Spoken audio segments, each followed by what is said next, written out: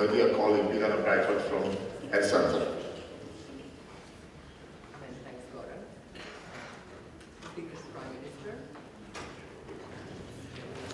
Сакам да додадам дека за Република Македонија, како и за сите европски земји, владењето на правото не е само инспирација, туку исто така е аспирација, наш стремеж, принцип кој ги води и нашите внатрешни и надворешни активности.